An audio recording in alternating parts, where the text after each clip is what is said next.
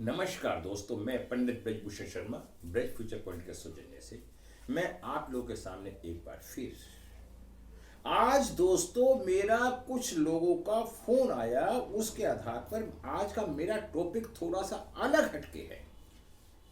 आज मैं आप लोग सब अपने परिवार से प्रार्थना करना चाहता हूं कि आप लोग मेरे चैनल को लाइक करें, सब्सक्राइब करें। और आज मैं जो वीडियो बनाने जा रहा हूं और या बताने जा रहा हूं, मैं आज आपको वैदिक ज्योतिष के तहत बताऊंगा। उसके बाद जो नई वीडियो में का थीम होगा वो लोशो के तहत होगा, तो आप थोड़ा सा सीरियसली ध्यान दीजिए। अब मैं बताता हूं कब और क्यों विवाह में देरी होती है। मैं इसको बताने से पहले आप लोगों उसको बताना चाहता हूं, मेरे चैनल के ऊपर व्यक्ति का नाम भी ठीक होता है, किसी बच्चे का नाम गलत हो जाता है तो नाम की एनर्जी से उसका जीवन खराब हो जाता है, और उसका मोबाइल नंबर गलत होता है तब भी उस व्यक्ति का जीवन खराब हो जाता है। मैं बताना चाहता हूं जो परमात्मा ने हमें डेट ऑफ बर्थ दे रखी है वो तो ठीक नहीं हो सकती, वो तो परमात्मा का वरदान है, आशीर्वाद है। लेकिन हम उन दोनों के बीच में एक ऐसी कड़ी को जोड़ के अपने जीवन को सरल और सही बनाने का प्रयास कर सकते हैं। दोस्तों मैं आपसे ये जानना चाहता हूं, यदि किसी कारण से किसी के पास किसी चीज की कमी है तो क्या उस कमी को पूरा करने के लिए वो प्रयास नहीं करता? अड़ोस से, पड़ोस से, मिलने वाले से, पैसे से, कहीं से भी उस चीज को खरीद के या लेके उस समस्या को हल कर लेता है। जैसे एग्जाम्पल के तौर पे किसी व्यक्ति के साथ कोई इंसिडेंट होता है, एक्सीडेंट हो जाता है और उसका पैर कट जाता है, तो क्या वो आर्टिफिशियल पैर लगा के अपनी दिनचर्या को पूरी नहीं करता? इसीलिए परमात्मा ने हमें कहा है अगर कोई चीज तेरे भाग्य में नहीं है तो तू उसे कर्म करके, उसे ठीक करके अपने जीवन को ठीक बना सकता है। अब मैं आपको बताना चाहता हूं, 1 नंबर हमारा सूर्य का होता है, 2 नंबर हमारा चंद्रमा का होता है, 3 नंबर हमारा गुरु का होता है, 4 नंबर हमारा राहु का होता है और 5 नंबर हमारा बुध का होता है, 6 नंबर शुक्र का होता है, 7 केतु का होता है, 8 शनि का होता है, 9 मंगल का होता है। इस तरह से हमारे 9 ग्रह होते हैं और 9 ग्रहों का स्वामी कोई ना कोई होता है। अब बात आती है कि हम कब और क्यों होती है विवाह में देरी। आज मैं उस चीज के बारे में बताना चाहता हूं। दोस्तों इसके पीछे कई लॉजिक हैं। सब में बड़ा तो हमारा कर्मा का अभाव है। हमारे किसी जन्म में इस तरह के कर्म थे जिस कारण से हमें विवाह में देरी होने लगी। तो ये मैं आपको बताना चाहता हूं, जब विवाह में देरी क्यों हो रही है। एक मैंने कहानी सुनाई थी एक वीडियो के अंदर। एक सरपंच था और जब कोई बाहर से आता था तो वो उस गांव के बारे में पूछते थे। सरपंच के अंदर एक नकारात्मक सोच थी। वो जो भी व्यक्ति आता था उसको क्या कहता था कि अरे वो तो उसकी लड़की अच्छी नहीं, अरे वो उसका लड़का अच्छा नहीं। बहरहाल वो व्यक्ति एक सरपंच की बात सुनने के बाद चला जाता था और उस अच्छे भले रिश्ते को होते होते वो रुकावटों में बदल जाता था, रिश्ता नहीं हो पाता था।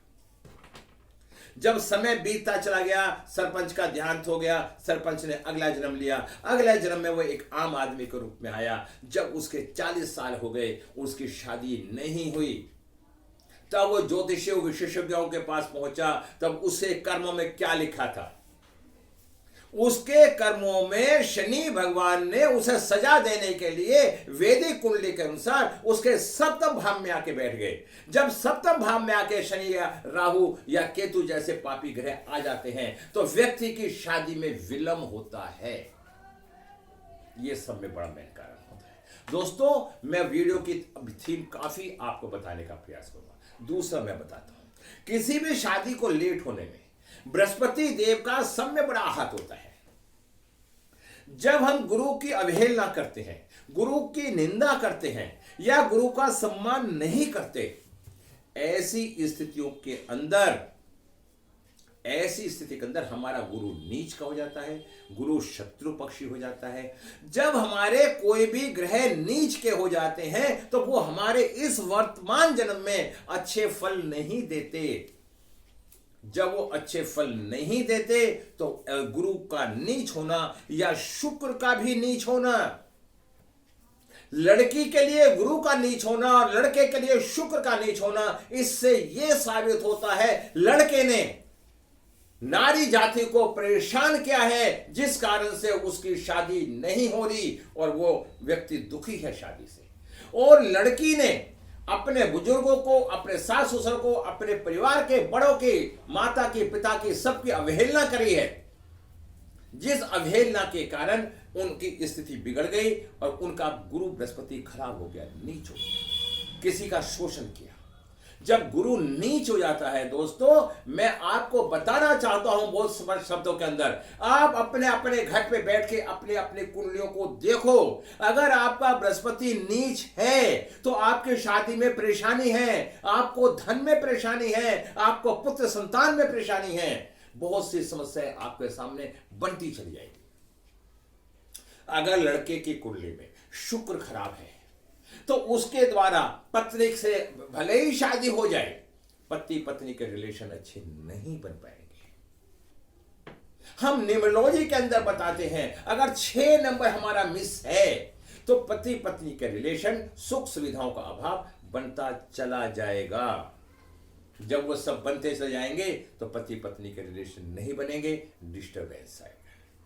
दोस्तों, मेरे अगले वीडियो का जो थीम है, प्रेम में धोखे क्यों होते हैं, ये इसको मैं आप लोशो ग्रिड के तहत आज ही समझाऊंगा।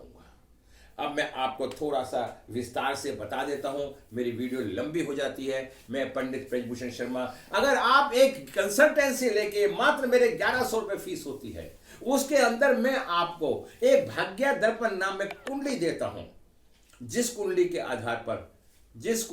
आधार पर आप अपने जीवन के बारे में सब कुछ देख सकते हैं।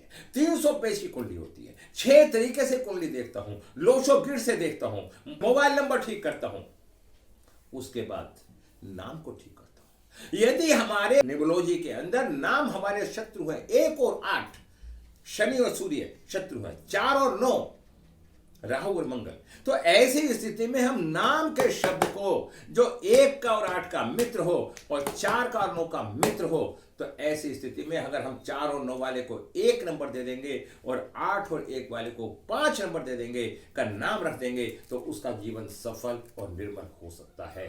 शादी में कब क्यों होती है विवाह में देरी, अगर ये हम ठीक कर लेंगे तो हमारे बहुत कार्य ठीक हो जाते हैं। अब मैं बताता हूं वैदिक कुंडली के अनुसार, यदि राहु आपका लगन में बैठा है तो राहु लगन में बैठ के अपने बारे में सोचवाता है, उसकी निगाह सप्तम भाव में पड़ती है। ऐसी स्थिति में 2 शादी के योग होते हैं, 1 नहीं 2। लोग एक से ही दुखी और 2 शादी का नाम सुनकर लोग परेशान हो जाते हैं। परेशान होने की जरूरत नहीं है, इसका भी उपाय किया जा सकता है। और ऐसी स्थिति के अंदर इंटरकास्ट शादी होने की स्थिति होती है। अगर कोई व्यक्ति कहता है मेरी तो नहीं हुई, आप झूठ बोलते हो, मतलब कुछ भी बोल सकता है, कुछ भी कह सकता है, एक लॉजिक है। राहु और केतु हमेशा इंटरकास्ट मैरिज करवाने का प्रयास करते हैं और हमेशा शादी को तोड़वाने में भी राहु का बहुत बड़ा हाथ होता है। यदि मंगल और राहु सप्तम भाव में बैठ जाएं तो उनका वैवाहिक जीवन अच्छा नहीं होता, उनका रिलेशन अच्छा नहीं बन पाता, ना चाह के वो उन दोनों के मूड नहीं बन पाते और वो एक दूसरे को छोड़ देते हैं, दूर शादी के योग बन जाते हैं। दोस्तों, अगर आप वीडियो को अच्छे तरीके से देखेंगे, अगर शनि सप्तम में या लगन में बैठ जाता है तो शादी में देरी होती है। क्या होती है? शादी में देरी होती है। शनि भी और मंगल, अगर मंगल सप्तम में बैठ जाता है तब भी 2 शादी के योग बन जाते हैं, मंगली बच्चा बन जाता है। तो दोस्तों, मेरी वीडियो बड़ी हो रही है, मैं थोड़ा शॉर्ट में आपको बताने का प्रयास करता हूं, जिससे आप जल्दी से इसको वो समझ के। मंगल के कारण भी विवाह में विलंब होता है और सूर्य के कारण भी विवाह में विलंब होता है। अगर ये सारे के सारे पापी ग्रह सप्तम भाव में बैठ जाते हैं तो शादी में विलंब होने की संभावना बहुत ज्यादा हो जाती है। ठीक है, अब मैं आपको थोड़ा सा विस्तार से और वर्णन कर देता हूं। सूर्य के कारण विवाह में विलंब, सूर्य के प्रभाव होने से व्यक्ति को ऊपर पारिवारिक जिम्मेदारी ज्यादा हो जाती है, व्यक्ति परिवार के लिए समर्पित हो जाता है और खुद शादी नहीं करना चाहता। आपने देखा होगा पुराने समय में पहले पेट में जो संतान होती थी वो शादी नहीं करता था, परिवार के उत्थान के लिए कार्य करता था। रोज सुबह हमें क्या क्या उपाय करने चाहिए, अब मैंने आपको विस्तार से बता दिया, इससे ज्यादा आपको मुझसे संपर्क करना है। मेरे यहाँ पे न्यूमरोलॉजी की, लोशो की, वैदिक की, लाल किताब की सबका प्रोग्राम होता है। मेरे यहाँ वास्तु भी सिखाई जाती है। मेरे यहाँ पर वास्तु के साथ साथ आज लाल किताब की रेमेडी भी सिखाई जाती है। अब मैं आपको थोड़ी सी बातें ये बताना चाहता हूँ कि क्या उपाय करें, जैसे शादी में देरी हो रही है तो क्या उपाय करने चाहिए हमें। ठीक है, बृहस्पति के दिन हमें बृहस्पति की वो करना है, क्योंकि बृहस्पति शादी का बहुत बड़ा कारक है। हमें बृहस्पति की पूजा करनी चाहिए, अर्चना चाहिए, केले के पेड़ में जल देना चाहिए, पीला रुमाल, हल्दी, चने की दाल, गुड़, ये हम 16 बृहस्पतिवार ऐसा करें तो हमारी शादी जल्दी हो जाएगी। इसके बाद हाँ, अपने तर्जनी उंगली से एक हमें राहु का भी प्रभाव होता है, माथे पे, गले में और नाभि में हमें केसर का तिलक लगाना चाहिए। इससे भी शादी होने में आसानी हो जाती है। अब मैं आपको कुछ और बातें बताना चाहता हूं। मैं लोशो गिर से बताना चाहता हूं और आपको वैदिक से बताना चाहता हूं। दोस्तों मैंने क्या करा, हमें कात्यायनी मंत्र का भी उपासना करें, इससे भी शीघ्र विवाह होता है। विवाह में देरी का कारण कार्मिक नंबर भी होते हैं, मिस्टेक होती है। परमात्मा अपने कर्मों का हिसाब भी चुकाता है। हमें प्रतिदिन, प्रति समय 41 दिन तक या प्रत्येक दिन सुबह के समय हमें प्रभु को नमन करना चाहिए और प्रभु से हाथ जोड़ के बार बार माफी मांगनी चाहिए। हे प्रभु, जाने में अनजाने में किसी भी जन्म में हमारे द्वारा किसी के साथ भी शोषण हो गया है तो आप हमारा माफ करें। इससे क्या होता है, समर्पण भाव, अपने गुरुओं के प्रति समर्पण भाव। कोई गुरु आपके साथ कैसा भी व्यवहार करे, लेकिन आपको अपना कर्म अच्छा करना चाहिए। अगर आप ऐसा कर्म अपना अच्छा करेंगे तो आप जीवन में सफल होते चले जाएंगे। हमें पूजा सामग्री में दीपक, पीले फूल, हल्दी की गांठ, पूजा का सामान, कपड़े हमें भगवान को चढ़ाने चाहिए। जब हम ऐसा करेंगे तो हमें मंत्र का जाप 108 बार, 1 से 3 माला या 5 माला का जाप प्रतिदिन करना चाहिए। जाप ओम कात्यायनी महामाया महायोग ध्यान ध्यासी नंदो गोपस्तु देवी पति में कुरु ते नमः। ये मंत्र आपको ना समझ में आया तो इसमें से आप ले लेना या नेक्स्ट से ले लेना।